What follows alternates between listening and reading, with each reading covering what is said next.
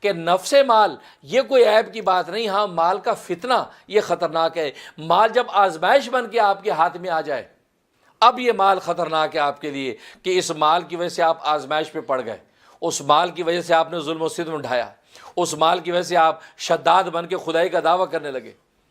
شداد کو کتنا مال اللہ نے دیا، کتنا مال دیا، اس کو تو اللہ نے ایسی صلاحیت دی کہ وہ زمین میں دیکھتا تو زمین کے چھپے خزانے اس کو نظر آتے تھے، زمین میں سونے چاندی کی بھری دیگیں اس کو نظر آتی تھیں، اور وہ اپنے خدام کو کہتا تھا یہاں سے خزانے نکالو۔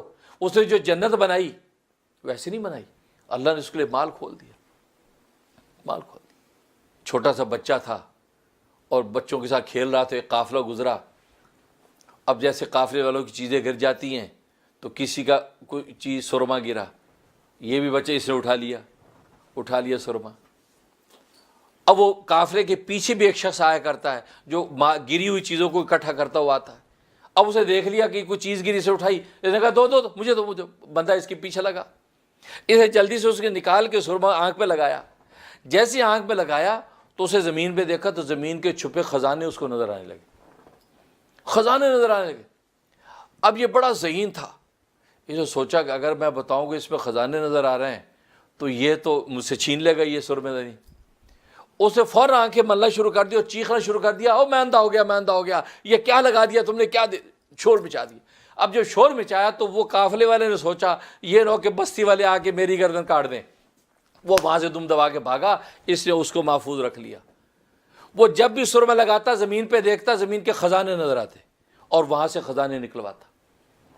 یہ اللہ کی تکوینی نظام تھا۔ شداد نے اس طریقے سے پورے ملک سے خزانے اکٹھے کر کے پھر جنت بنائی تھی۔ تو مال اللہ نے دیا تو کیسے آزمائش میں مبتلا ہوا کہ اللہ کے مقابلے میں وقت کے صلحاء اس کو نصیحت کر رہے ہیں کہ آخرت کے لیے بھی کچھ کر لے، آخرت کی جنت کا سامان کر، دنیا میں ظلم نہ کر۔ کہا کہ اچھا آخرت میں جنت کیسی ہوگی؟ انہوں نے کہا ایسی ہوگی، ایسی ہوگی، ایسی ہوگی۔ کہ بس صحیح ہے، میں ویسی خود ہی بنا لیتا ہوں، مجھے تمہارے خدا کی جنت چاہیے ہی نہیں۔ اور اس نے بھی جنت بنائی، جنت بنائی۔ 1200 اس کے مستری تھے اور ہر مستری کے ساتھ 1000 جو ہے مزدور تھا، دن رات کام ہوا۔ 12 سال کے عرصے کے اندر جنت مکمل ہوئی۔ تو وہ معمولی جنت نہیں کہ جس کا ذکر اللہ نے خود کیا، جس کا ذکر نبی نے خود کیا، وہ کیا چیز ہوگی۔ خود سرکار دو عالم صلی اللہ علیہ وسلم فرماتے ہیں کہ اس شداد کی جنت کو میرے صحابہ میں سے ایک صحابی دیکھے گا، چاچے وہی ہوا غالب نے عبداللہ بن رواحہ، یہ صحابی، انہوں نے جنت دیکھی۔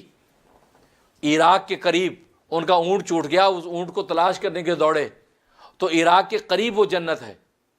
وہ صبح کا وقت ہے، سورج طلوع ہو رہا ہے اور سورج کی شعائیں جو جنت پہ پڑ رہی ہیں، اور ایسا نظارہ تھا، اللہ اکبر، کہ ایسا حسین نظارہ ہوتا تھا کہ کوئی دیکھنے کے تاب نہیں لا سکتا تھا۔ اسے ایسا بنایا تھا کہ سورج نکلتا تھا اور جنت پہ اس کی شعائیں جب پڑتی تھیں، سونے چاندی کی جلملاٹ، ہیرے جواہرات کی جلملاٹ، سونے چاندی کے درخت، ہیرے جواہرات کے پھل پھول لگا رکھے تھے اس نے، اور مشک و عنبر کی مٹی بچھا رکھی تھی۔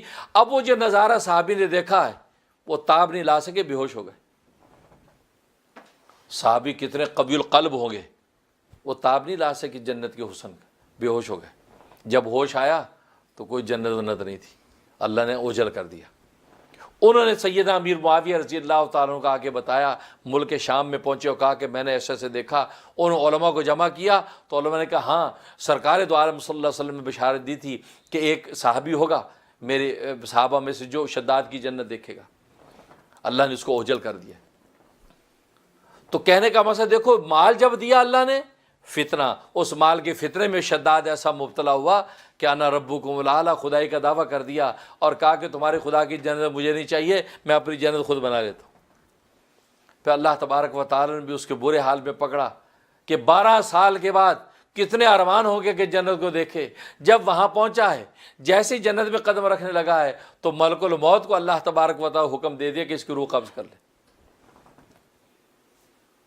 تو ملک الموت نے اللہ تبارک و تعالی سے عرض کیا تھا کہ مجھے اس وقت رحم آیا تھا اس کی روح قبض کرتے ہوئے، کسی کی روح قبض کرتے رحم نہیں آیا، جو شداد کی روح قبض کرتے رحم آیا کہ اتنے ارمانوں سے جنت بنائی ہے، ایک نظر دیکھ تو لیتا، لیکن اللہ تبارک و تعالی کا حکم تھا، اللہ نے اس کی روح کو قبض کر لیا۔ اور یہی وہ شداد تھا جو بچپن میں چھوٹا بچہ شیرخوار تھا اور ایک تختے کے ساحل کے تختے پر زندہ بچ گیا تھا، تو اللہ تبارک و تعالی حکم دیا تھا ملک الموت کو کہ اس کی ماں کی روح قبض کر لے.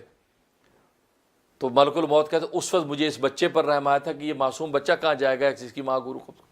تو اللہ تبارک و تعالی فرمایا کہ اے ملک الموت 2 مرتبہ تجھے ایک ہی شخص پہ رحم آیا.